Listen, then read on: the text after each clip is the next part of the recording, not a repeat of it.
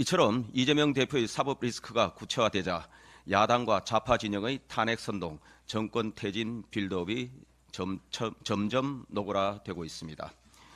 지난 주말에는 서울, 부산을 비롯한 전국 11개 지역에서 민노총, 전국 민중행동과 같은 좌파 단체들의 주도로 윤석열 정권 퇴진을 요구하는 집회가 열렸습니다. 후쿠시마 오염수, 독도 지우기, 계엄령처럼 그동안 좌파 진영이 해왔던 온갖 괴담 선동의 본질은 어게인 2017 정권 퇴진 빌드업이었다는 것이 드러나고 있습니다. 지난주 금요일에는 국회에서 탄핵의 밤이라는 대통령 탄핵 추진 운동을 위한 기금 모금 행사가 열렸습니다. 민의의 전당 국회 안에서 정권 퇴진과 헌정 질서 파기를 대놓고 선동하는 행사가 열린 것은 도저히 있을 수 없는 일입니다. 충격적인 것은 이런 행사를 민주당 국회의원이 주선했다는 것입니다. 강덕구 의원은 이날 행사에 직접 참석해 윤석열 탄핵 발의를 준비하는 의원 모임 강덕구라고 스스로 소개까지 했습니다. 더 용납할 수 없는 것은 이런 반헌법적인 행사를 국회가 허용해 준 것입니다. 국회 사무처 내규에 따르면 특정 개인을 비방하는 등 타인의 권리, 공중도덕, 사회윤리를 침해하는 행사나 국회의 품위를 현저히 손상시킬 수 있는 행사는 회의실 사용을 허가할 수 없도록 되어 있습니다. 과거 2017년 민주당 의원이 주최한 박근혜 대통령에 대한 모욕적 그림 전시만큼 심각한 사안입니다. 행사의 내용을 알고도 묵인해준 국회 사무처에 반드시 책임을 묻겠습니다. 민주당은 개별적인 의사표현이라고 선을 그었지만 이러한 탄핵 움직임이 민주당과 무관할 리 없습니다.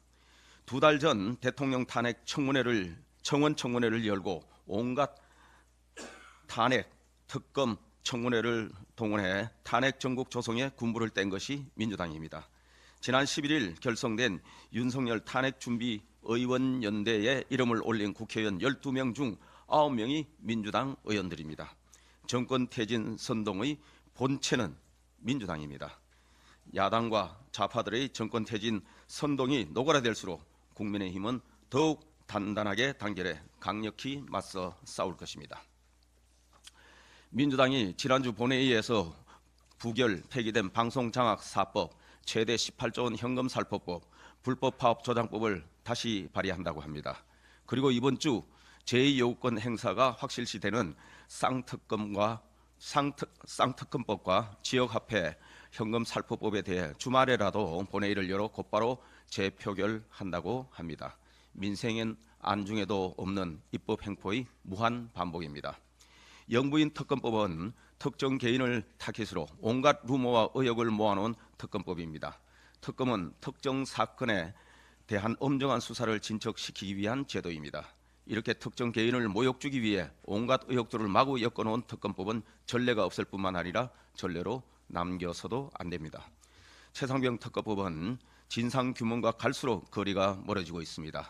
게다가 상대 당의 내부 분열을 가져오기 위한 노림수로 특검을 악용하는 거대 야당의 정치 행태는 야비하기까지 합니다.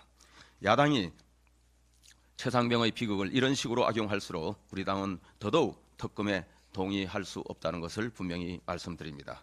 그리고 이 두 특검법 모두 국회가 대통령의 권한을 침범하고 훼손하여 상권 분립 체계를 위협하는 위헌성이 다분한 법들입니다. 지역화폐 현금살포법은 정부뿐만 아니라 지자체 재정 곡간까지 거들내는 법안입니다. 재정 자립도가 10%도 안 되는 곡성군까지 가서 지역화폐와 기본소득을 운운하는 이재명 대표의 퍼주기식 현금살포 포퓰리즘입니다. 쌍특검법과 지역화폐 현금살포법에 대해 제의를 하게 되면 우리 국민의힘 의원들은 다시 한번 하나로 똘똘 뭉쳐 폐기시킬 것입니다. 거대 야당의 악법 횡포를 막아내는 것은 집권 여당의 책무입니다. 무한 반복되고 있는 야당의 원내 정쟁 공세도 결국 그 목적은 정권 퇴진 빌드업입니다. 국민의힘은 헌정 질서를 파괴하는 민주당에 맞서 헌법을 지키고 국민을 지키겠습니다. 이상입니다.